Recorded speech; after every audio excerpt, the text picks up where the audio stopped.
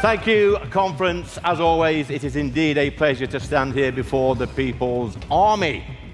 And I know we got a few people thrown out a few minutes back. Imagine that, 55 quid to get thrown out. What a bunch of idiots. Jesus. Whew. It gets worse. David Lammy. It seems that all you've got to do to become the Deputy Prime Minister of this country is go on Mastermind and get every single question wrong. Jesus Christ. But you might not like this next bit. I've got to defend Angela Rayner.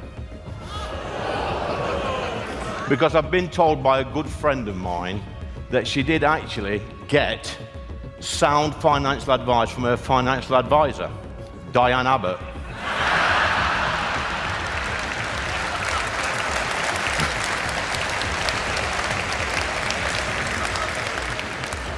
I want my country back. Do you want your country back? Well, you've come to the right place then. I want to thank each and every one of you for coming, because it has taken the hard work and sacrifice of millions of Brits throughout the centuries to make these small islands the greatest place in the world to live. It really has.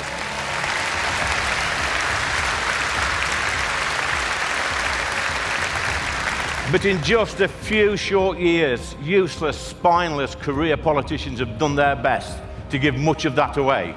But have no fear, Reform are here, and we will punish them. We will punish them at every single ballot box in the country.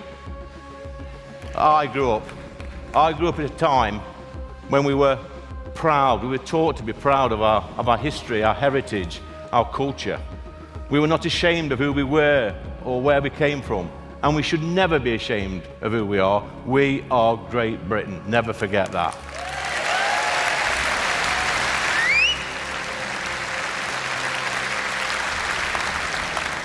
Conference, mass migration, rising payroll taxes, and increase in the welfare payments has put 1 million young British people on the dole in this country. It's an absolute disgrace. It is not acceptable. There's also another reason why so many young people are jobless, and it's a cultural one. Politicians have forced us from being a nation of strivers to a nation that allows people to stay at home all day, possibly watching, I don't know, mindless daytime TV. I mean, it wouldn't be so bad if we had something good on television, something like the Jeremy Kyle show. But, I mean, quality TV that was, wasn't it? And what I want to know, Jeremy, is where's that lie detector machine? I want to borrow it next week and take it to Parliament for PMQs.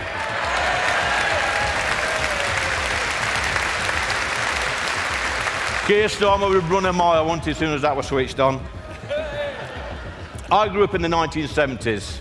I never dreamt of being a politician. I dreamt of being a footballer, a fighter pilot, or a famous pop star. I wanted to be Elvis. That's what I wanted to be.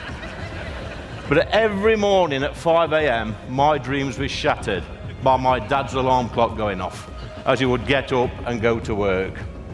I would watch him through my bedroom window, walk into the pit just a few hundred yards away. I could see the other men on the street meet up with my dad, and they'd follow him, and they'd spend a full day underground toiling. And a few hours later, I would go to my local school with my friend, Councillor Cox, who was in here somewhere. He's over there somewhere. He's up there. And I would sit with the other children in my class, and I knew that their dads were working with my dad underground, doing a shift underground. And that created a terrific bond between all of us in the village. And we were taught by some great teachers, some brilliant teachers, even male teachers in a junior school. Imagine that these days. These were men. Two of my teachers at my junior school had served in the Second World War. One had got a bullet wound on his leg, Mr. Swain. And we didn't have to call our teacher, well, we called our teachers Miss or Sir, and that was it. We didn't have to call them MX or any other pronoun. What a load of rubbish that is.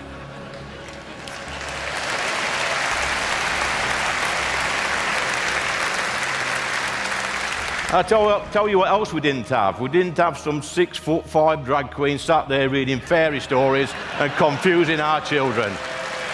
Bloody weirdos.